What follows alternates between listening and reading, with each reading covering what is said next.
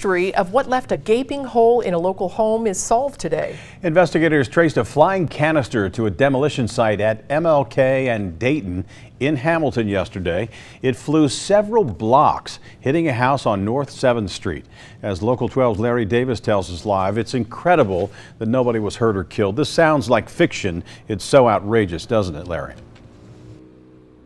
But it's very true, Rob. Just ask the people inside this home. But they did trace the canister back to a demolition site about 3 blocks away from here. That canister flew over all these homes and then came crashing onto 7th Street here. You can see the divot, bounced from here up into the side of the house. And a woman inside escaped injury by a matter of feet and seconds. It sounded like a huge bomb. Vicki Schriever had been sitting on the edge of her bed watching TV. No sooner had she gotten up, this red compressed air cylinder slammed through the side of the home and into her bedroom. Well, I believe it came in this way, and they said it hit here, hit right here, this hole, hit here, ricocheted off onto the bed, hit the bed, and then bounced off into the floor. The one wall of her room was splintered. There was debris everywhere. Hamilton police traced the cylinder here to the demolition site at the old Mohawk Paper Company. A crew was cutting up scrap metal and cut into the cylinder. Didn't realize that they were still pressurized. So when they cut into them with these large steel shears, into a pressurized canister, that's what the result. Basically, you get a missile that comes out of it. The cylinder traveled some 1,500 feet over several homes, hit 7th Street and bounced up and hit the home. Vicki Schriever's mother was away at the time. She escaped a close call.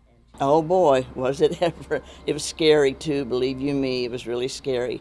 I just thank God I wasn't here when it actually happened. Not knowing exactly what happened, the bomb squad was called in.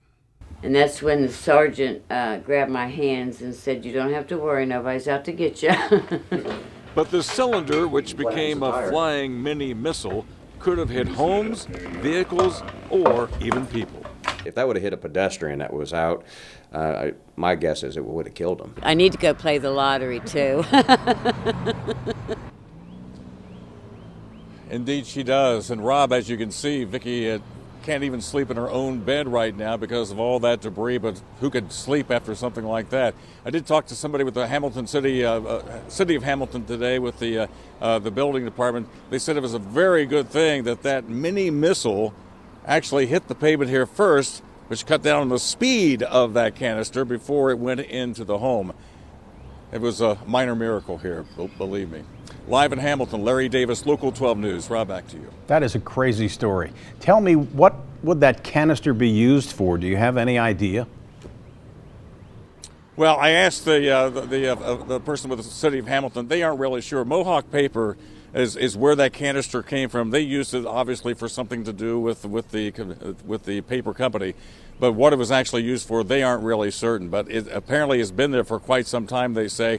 But they can't really understand why somebody would not have. If they saw a canister, they say when you see a canister like that, you got to consider that it is filled at all times. All right, Larry, thanks very much. Hamilton police say demolition of the Mohawk Paper Company is now on hold. The New York company in charge of that project refused to talk to us today, only saying they're investigating what happened. A spokesperson for the Occupational Safety and Health Administration tells us they will also look into this accident.